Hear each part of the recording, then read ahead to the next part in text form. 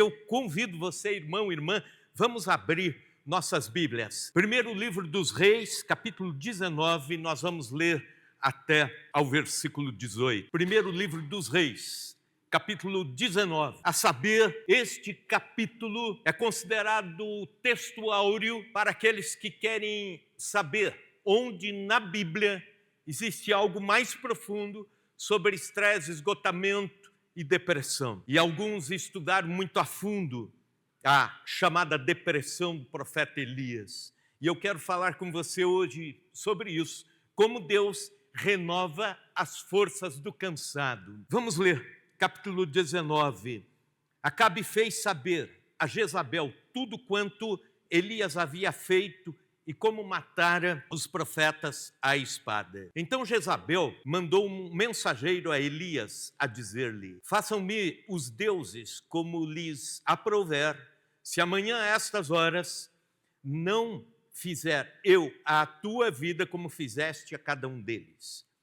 Temendo, pois, Elias levantou-se e para salvar a sua vida se foi e chegou a Berseba, que pertence a Judá, e ali deixou o seu moço. Ele mesmo, porém, se foi ao deserto, caminho de um dia, e veio e se assentou debaixo de um zimbro, e pediu para si a morte, e disse: basta, toma agora, ó Senhor, a minha alma, pois não sou melhor do que os meus pais. Deitou-se e dormiu debaixo do zimbro. Eis que um anjo tocou e lhe disse: levanta-te e come. Olhou ele e viu, junto à cabeceira, um pão cozido, sobre pedras, em brasa e uma botija de água. Comeu, bebeu e tornou a dormir. Voltou segunda vez o anjo do Senhor, tocou e lhe disse: levanta-te, come, porque o caminho te será sobremodo longo. Levantou-se, pois, comeu e bebeu, e com a força daquela comida caminhou 40 dias e 40 noites até Horebe, o monte de Deus. Ali entrou numa caverna, onde passou a noite, e eis que lhe veio a palavra do Senhor e lhe disse: que fazes aqui, Elias? Ele respondeu: tenho sido zeloso pelo Senhor, Deus dos exércitos, porque os filhos de Israel deixaram a tua aliança, derribaram os teus altares e mataram os teus profetas à espada. Eu fiquei só e procuram tirar-me a vida. Disse-lhe Deus: sai, põe-te neste monte perante o Senhor. Eis que passava o Senhor, e um grande e forte vento fendia os montes e despedaçava as penhas diante do Senhor. Porém o Senhor não estava no vento. Depois do vento um terremoto, mas o Senhor não estava no terremoto. Depois do terremoto um fogo, mas o Senhor não estava no fogo. E depois do fogo um cicio, tranquilo e suave. Ouviu Elias, envolveu o rosto no seu manto e saindo pôs-se à entrada da caverna. E eis que lhe veio uma voz e lhe disse: que fazes aqui, Elias? Ele respondeu: tenho sido extremo zeloso pelo Senhor, Deus dos exércitos, porque os filhos de Israel deixaram a tua aliança, derribaram os teus altares e mataram os teus profetas à espada. E eu fiquei só e procuram tirar-me a vida. Disse-lhe o Senhor: vai, volta ao teu caminho para o deserto de Damasco, e em chegando lá, unge a Hazael rei sobre a Síria. Jeú, filho de Ninsi, ungirás rei sobre Israel. E também Eliseu, filho de Safate, de Abel-Meolá, ungirás profeta em teu lugar. Quem escapar à espada de Hazael, Jeú o matará. E quem escapar à espada de Jeú, Eliseu o matará. Também conservei em Israel 7.000, todos os joelhos que não se dobraram a Baal, toda a boca que não o beijou. Estresse é um termo muito comum em nossos dias. Há 30 ou 40 anos atrás, um esgotamento atingia alguém, principalmente o corpo, não pensando tanto em mente e emoções, mas nada que uma semana de férias não repunha. Hoje há um crescente número de pessoas profundamente esgotadas, mesmo que um mês, mesmo que 2 meses de afastamento, não conseguem se colocar novamente dentro das suas funções mentais, espirituais, emocionais. O trabalho tem estressado pessoas, trânsito estressa pessoas, Os lares, as dinâmicas da casa, das famílias, estressa pessoas. O comércio estressa pessoas. Encontramos pessoas esgotadas, emocionalmente, mentalmente, espiritualmente, em todos os ambientes, de todos os lugares, cidades, países, no mundo inteiro. É algo que já tem sido objeto de estudo da OMS, Organização Mundial da Saúde. É a paciência que se foi, é o ânimo que se esvaiu, é o vigor que vai se extinguindo aos poucos. Enfim, alguém esgotado já está sem forças para olhar a vida diferente. Como decorrência, a sociabilidade de um estressado sofre. Como decorrência, o raciocínio de alguém estressado é mais lento. O matrimônio começa a entrar em crise. Os reflexos se arrefecem, a autoestima começa a se esvair. Acontece que essa trajetória pode ser muito mais destruidora do que imaginamos. O esgotamento prolongado traz crise. A crise prolongada por causa do esgotamento pode se desdobrar em surto. Surtos de estresse podem se desdobrar em colapso. E os colapsos em tragédias. Pois bem, texto bíblico que lemos, nele nós encontramos o exemplo clássico de Elias, esgotado, cansado, abatido. Elias em hebraico significa Senhor é Deus. Quem era Elias? Alguns insights sobre a vida de Elias. Ele provava milagres contínuos de Deus na sua vida, nos detalhes da sua vida. Por 3 vezes ele foi alimentado pela provisão divina de forma sobrenatural. Ele foi alimentado por corvos que Deus mandava ao ribeiro de Querite para levar alimento a Elias. Pela dispensa da viúva que Elias se aproximou para acudi-la em momentos de crise, Deus multiplicava farinha e azeite de forma que tinha provisão. Um anjo alimentou Elias por 2 vezes nesse próprio texto que lemos aqui no capítulo 19. Então, Deus atropelava as leis da natureza para cuidar de Elias. E aí você pode perguntar, alguém que é guardado por Deus de uma forma tão milagrosa, tão pessoal, pode entrar em esgotamento? Guarde esta pergunta para daqui a pouco. Quem era Elias? Era zeloso pelo nome de Deus na nação. Um profeta sem igual. Nunca a idolatria teve tantas raízes e foi tão incentivada em Israel como no tempo de Acabe e Jezabel, os reis que são citados aqui nesse texto.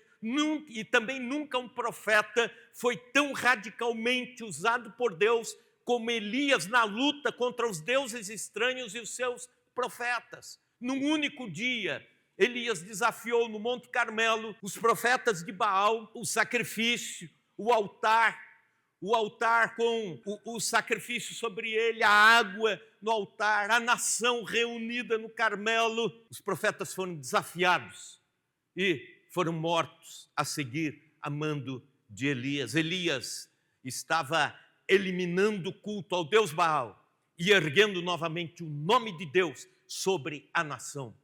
E isso ele o fazia com galhardia, com coragem. A nação se voltava agora ao Deus verdadeiro por causa do desafio de Elias. Aí você pode perguntar, mas um profeta tão ousado, autêntico, intrépido como Elias pode esgotar-se fisicamente, mentalmente, emocionalmente, a ponto de não querer mais viver? Como entender Elias um dia num outeiro, outro dia num vale? Como entender Elias um dia no Monte Carmelo, trazendo toda a nação aos pés de Deus, e dali 42 dias já está numa caverna, num outro monte chamado Horebe, e escondido de tudo e de todos, não querendo mais, inclusive, sair para fora da caverna? Guarde a pergunta para daqui a pouco. Elias também foi considerado pela tradição judaica como o maior de todos os profetas. Foi ele usado para milagres de multiplicação, como já falei. Ordenou a seca sobre Israel e por 3 anos e meio não choveu sobre a nação por causa do pecado e da idolatria da nação. Depois dos 3 anos e meio, ele chama a chuva e a chuva vem. No profeta Malaquias, ele é citado num texto escatológico sobre Israel, isto é, falando das coisas do fim, dizendo que nos últimos dias o profeta Elias viria e reconciliaria, teria um papel conciliatório entre pais e filhos, entre gerações.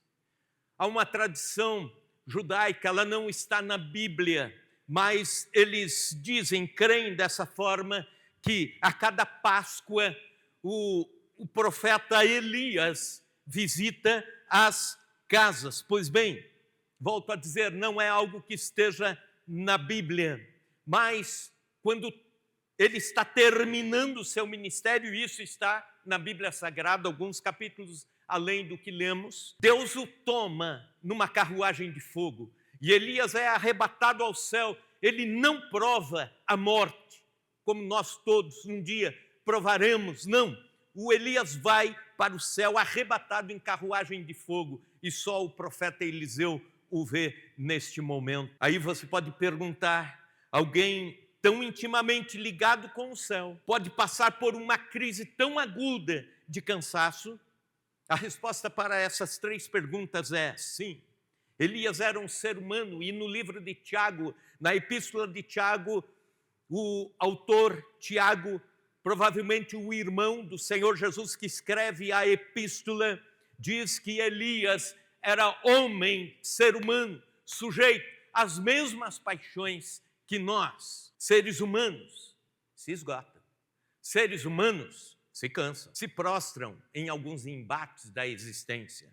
Seres humanos, assim como eu e você, nos estressamos em determinadas estações da nossa trajetória de caminhada. Um médico norte-americano chamado Dr. Thomas Holmes, com toda a sua equipe de trabalho, colegas, resolveu fazer uma escala de estresse para que você entenda melhor. Não há como medir quanto você está estressado. Não existe um termômetro para isso, como existe para a febre ou para medir a pressão, por exemplo.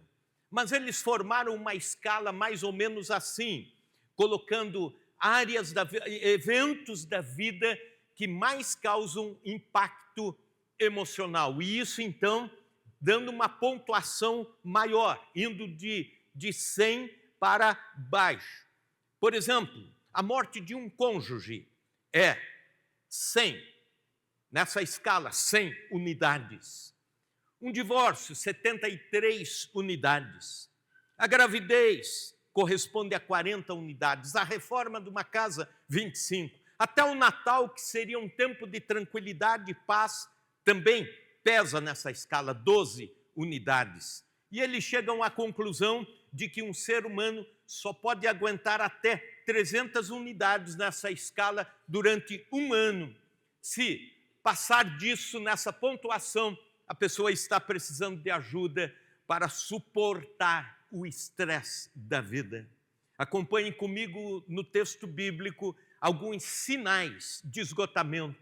O primeiro deles, o estressado se isola. Versículo 3, temendo, pois, Elias levantou-se para salvar a sua vida, se foi e chegou a Berseba, que pertence a Judá. E ali deixou o seu moço. Quem era o moço? Os profetas andavam sempre acompanhados de discípulos de profetas. Onde iam, as viagens onde iam, para onde se deslocavam, tinham moços que iam aprendendo o ofício da liderança espiritual sobre a nação e iam acompanhando o profeta. E a Bíblia diz que o Elias chega num determinado lugar, deserto de Berseba, e ele deixa ali o seu discípulo, o seu servidor, abandona e segue sozinho. O estresse coloca pessoas em um estado tal que o cara diz: Eu não quero ouvir gente. Eu não quero ver gente. Já viram isso em algum lugar? Alguém dizer, se alguém me procurar, diga que eu não estou hoje para ninguém. Só que o problema não é por um dia. Esse é um problema que vai se repetindo de dia em dia, de semana em semana. O telefone toca e você se arrepia, dizendo, é mais um problema. Alguém convida para um aniversário e você diz, eu preciso arrumar rápido uma boa desculpa para não ir. Lembra da mãe estressada na sua infância? Ela dizia, some daqui, menino, senão eu te corto na cinta, minha paciência está na tampa. E a gente saía correndo ou ficava quietinho ali. Era apenas a expressão dela, porque a maioria das mães são amáveis. Mas você fica imaginando alguém estressado, está realmente dizendo isso, minha paciência está na tampa. Elias estava deixando a companhia do seu ajudante e seguindo solitário. No entanto, eu quero te dizer uma coisa, que as amizades são importantíssimas, são terapêuticas, são preventivas e são curativas para a vida emocional. Dizem os pesquisadores de doenças cardiovasculares que se você tiver 15 amigos que realmente sejam amigos, que você se reúna para rir, se reúna para tomar o chimarrão, para comer a melancia, se reúna para conversar, se reúna para ter momentos de estresse, abraço e assim por diante, você está bem protegido contra as doenças cardiovasculares, porque, segundo eles, as boas amizades, quando estão por perto, liberam uma substância no nosso corpo chamada endorfina, que faz com que as veias e artérias relaxem. E isso nos protege naturalmente contra infarto, inclusive. Uma pergunta, quantos amigos mesmo você tem? Não abandone gente boa que Deus coloca na sua vida e que na hora da crise você quer abandonar. O estressado se isola. Segundo sinal, o estressado abdica dos seus sonhos. Veja comigo o versículo 4, a primeira parte. Assentou debaixo de um zimbro e pediu para si a morte, disse, basta, toma agora, ó Deus, a minha alma. Aqui Elias está desembarcando dos seus sonhos, dos seus ideais para o futuro. Talvez você esteja debaixo do zimbro, como Elias, dizendo, já fiz minha tarefa, basta. Já fiz o que tinha que fazer, e sem nenhum reconhecimento, como Elias.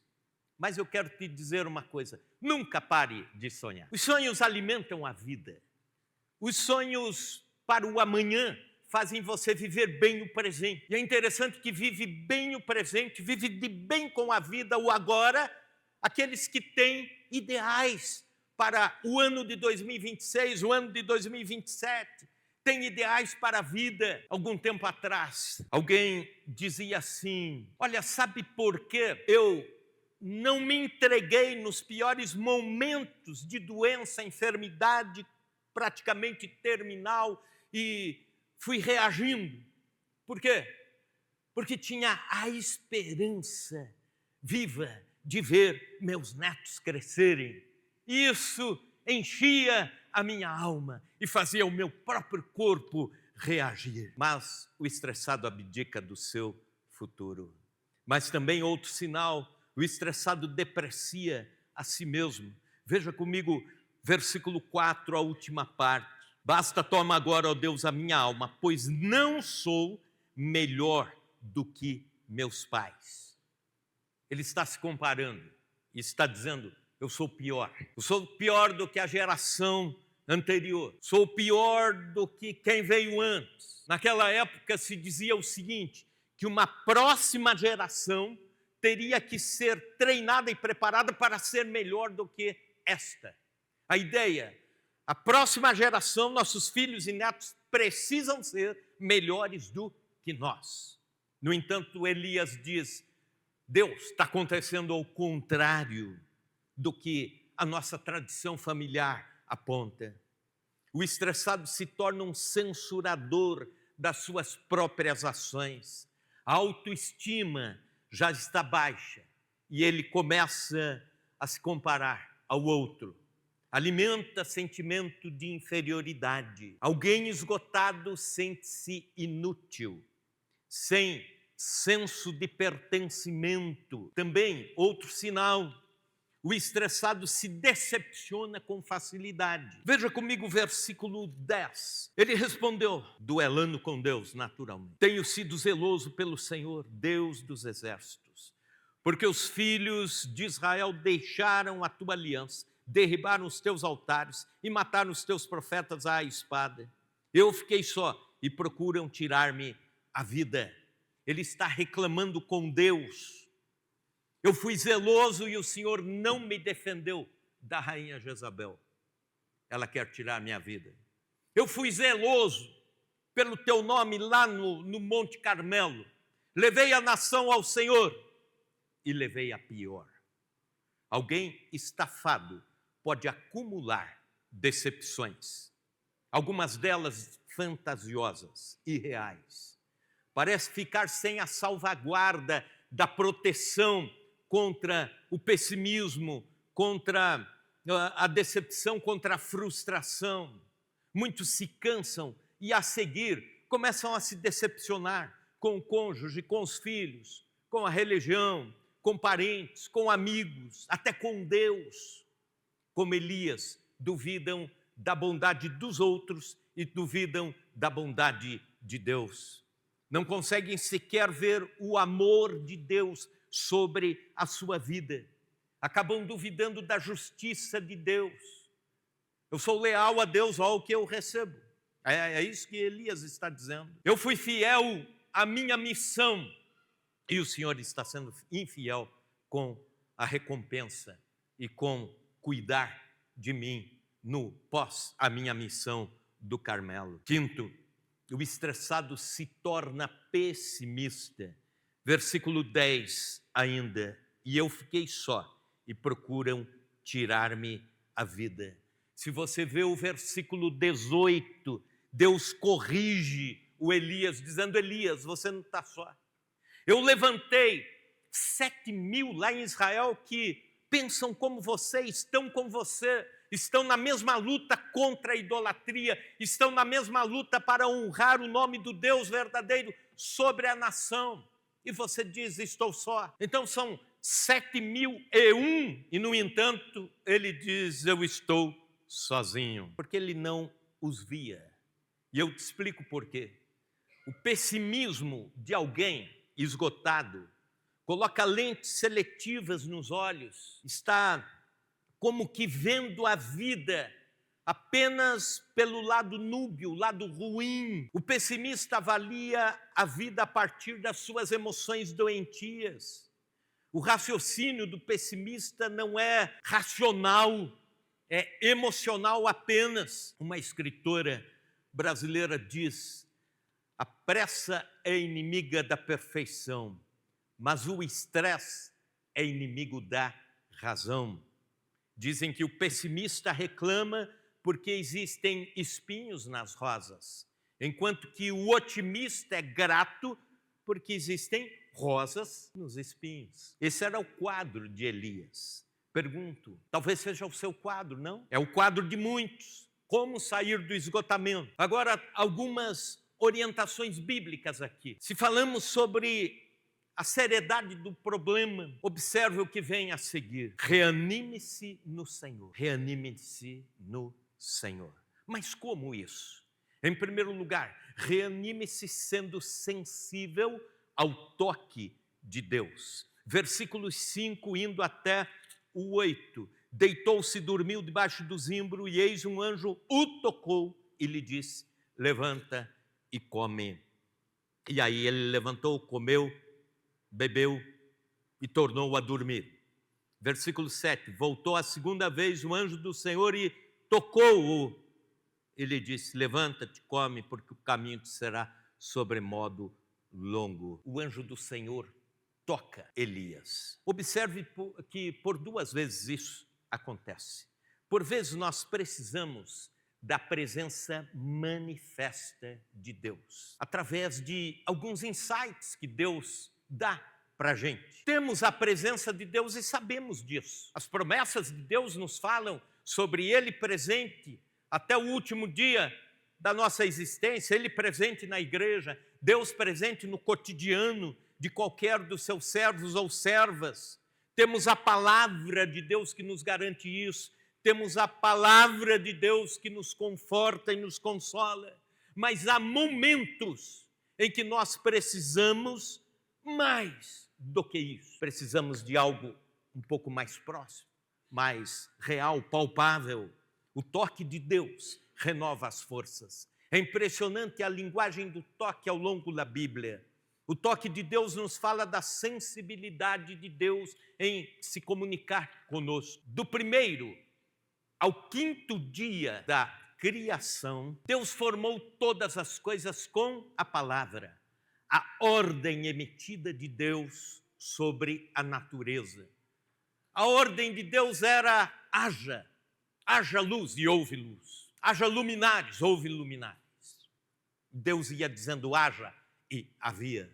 Mas no sexto dia, quando ele cria o ser humano, ele não diz haja ser humano, haja homem, haja mulher. Não, ele nos cria com o toque das suas mãos. Aleluia. Ele nos cria com os seus dedos. Ele nos faz. Nos evangelhos, nós encontramos o toque de Jesus, que curava, libertava, reanimava, eliminava o medo.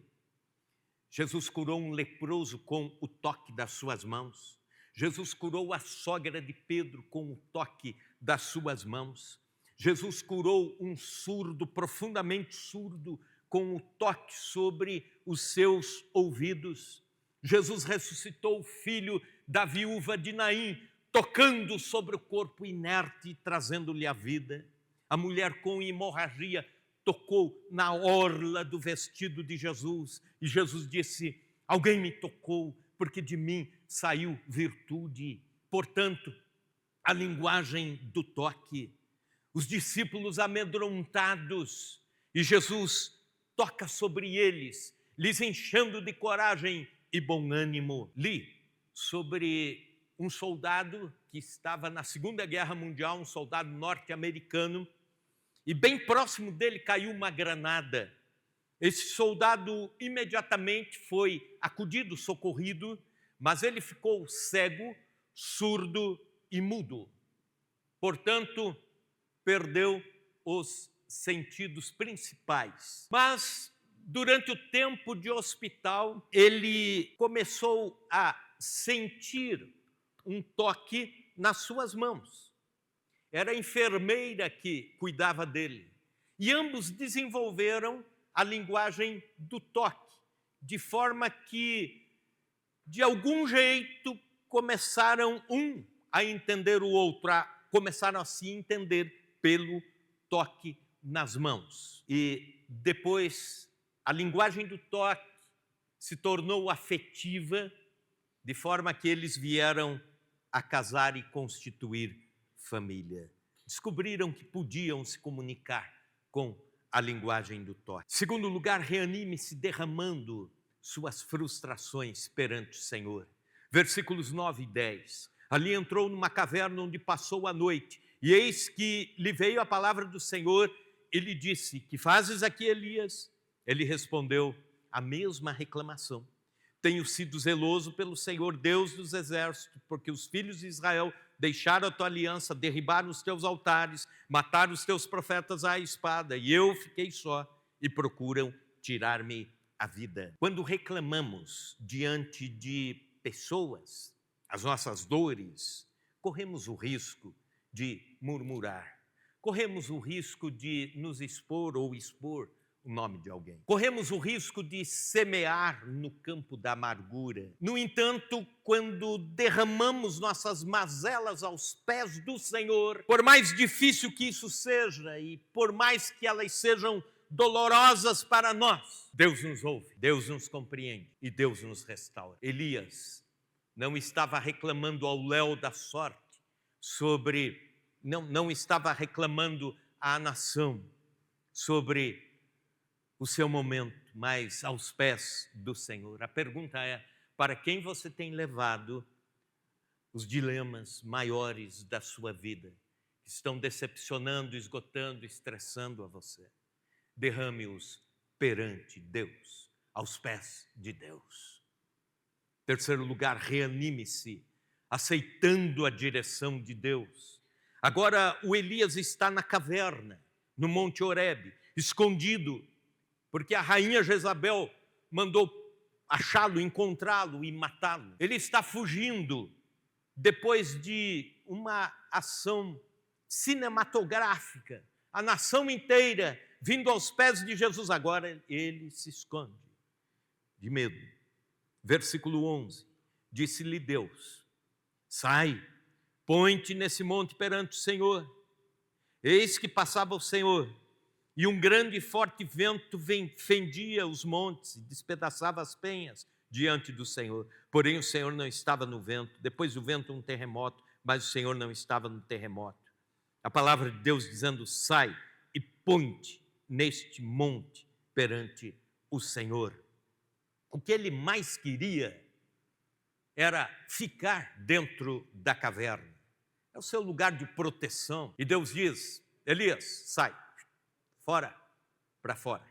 O tratamento de Deus inicia-se fora das nossas cavernas da vida. Grande parte dos imperativos de Deus nos tiram para fora da nossa zona de conforto. Mas alguém disse uma coisa interessante: você sempre estará certo se estiver na direção que Deus te colocou. Você pode até estar na contramão da sociedade, você está certo, se Deus te colocou ali. E Deus está dizendo para ele: Elias, sai da caverna, porque o que vai decorrer na sua vida daqui para frente é fora da caverna.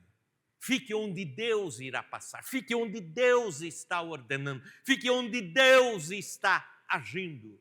Um grande pregador do passado chamado A.W. Tozer dizia o seguinte, pregando a pastores: trabalhe onde Deus está trabalhando, porque nós temos a tentação, líderes, pastores, presbíteros, de em algum momento irmos atrás das nossas ideias, dos nossos detalhes. E ele diz: trabalhe onde Deus está trabalhando. Tem certeza da direção de Deus. Então reanime-se, aceitando a direção de Deus para a sua vida. Reanime-se ouvindo Deus.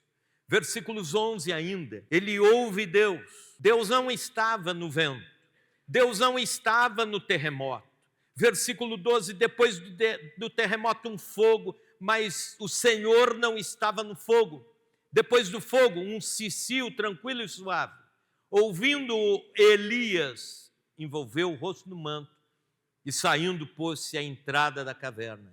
E eis que veio uma voz e lhe disse: que fazes aqui, Elias? Reanime-se ouvindo Deus. Por muitas vezes na vida, Elias já ouvira a Deus. Por quê? Porque ele era um profeta. Por quê? Porque ele era o maior dos profetas.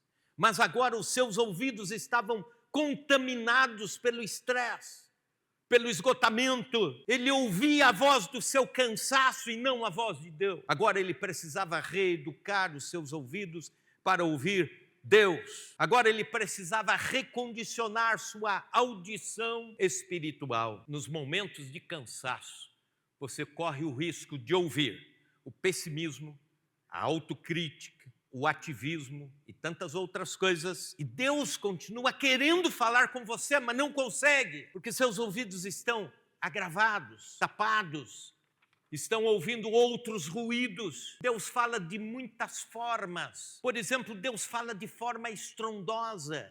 Salmo 29, a voz do Senhor ouve-se sobre as águas, a voz do Senhor troveja, o Senhor está sobre as muitas águas. O Salmo continua dizendo: a voz do Senhor é poderosa, é cheia de majestade, a voz do Senhor quebra os cedros, sim, o Senhor despedaça os cedros do Líbano, faz-os saltar como bezerros, o Líbano e Sirion como filhos do unicórnio. A voz do Senhor despede chamas de fogo, a voz do Senhor faz tremer o deserto, sim, o deserto de Cádiz. A voz do Senhor faz parir as corças, desnuda os bosques, e no seu templo tudo diz glória. A voz estrondosa e majestosa de Deus se faz ouvir quando estamos adorando, glorificando, orando a Deus.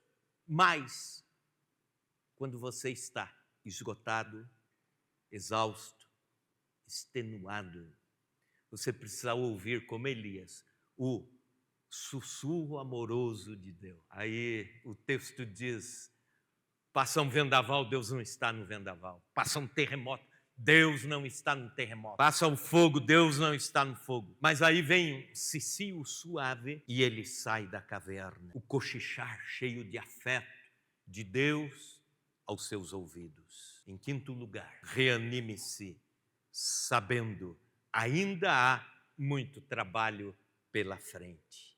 Versículos 15 e 16.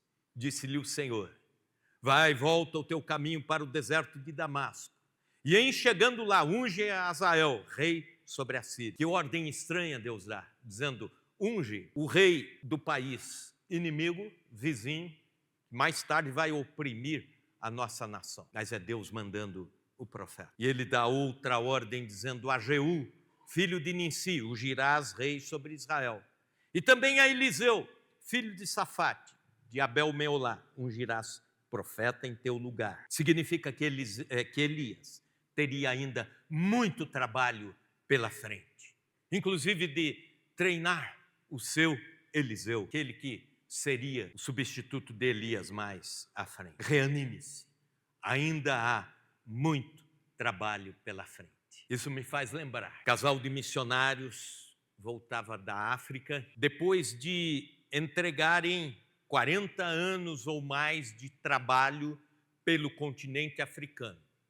Foram para lá ainda jovens, treinados pela missão, e por lá ficaram algumas viagens, voltando ou indo, mas chega um momento que, pela idade, a agência missionária já os traz de volta para o país, Inglaterra. Eles vêm no navio com boas lembranças de tudo que Deus fez no campo missionário. Quando eles vão chegando próximo ao porto, eles observam que no cais há uma banda de música tocando, há homens de terno e gravata, mulheres bem vestidas, e eles se entreolham e dizem: pessoal da igreja veio nos receber com alegria pelos anos que nós passamos na África como missionários, pelos frutos que lá colhemos, pela obra de Deus que foi feita naquele continente. O navio vai chegando, atraca, e quando eles pegam a bagagem, já não existe mais a banda de música ali, nem aquelas pessoas, porque no navio estava o primeiro-ministro da Inglaterra, que tinha tirado férias e ido caçar na África. Ele estava voltando com a sua pequena comitiva e estavam lá as pessoas para recebê-lo. Receberam e se foram. Aquele casal ficou muito chateado. Eles procuraram alguém da igreja, alguém da agência missionária, não encontraram. Foram para o endereço da casa que lhes estava reservada para passar o final dos seus dias, e eles chegam lá muito chateados. Colocam a bagagem e o missionário diz à sua esposa: que constrangedor, nós não tínhamos ninguém para receber aqui quando chegamos em casa. Finalmente chegamos em casa, mas sem ninguém. Eu vou dar uma volta e enquanto isso vou orar a Deus. E aí ela fica arrumando as coisas, ele sai, dali a algum tempo ele volta, e já volta diferente. A esposa pergunta: você orou? Orei. Você conversou com Deus? Conversei. Reclamou com Deus? Reclamei. E ele falou comigo. O que ele disse? Ele disse o seguinte: vocês ainda não chegaram em casa. Entendeu? Vocês ainda não chegaram em casa. Ainda tem muito trabalho. Se você está cansado, esgotado, se você está estressado, saiba disso. Deus tem novo ânimo para a sua vida. Mas Deus também tem muito trabalho pela frente para você.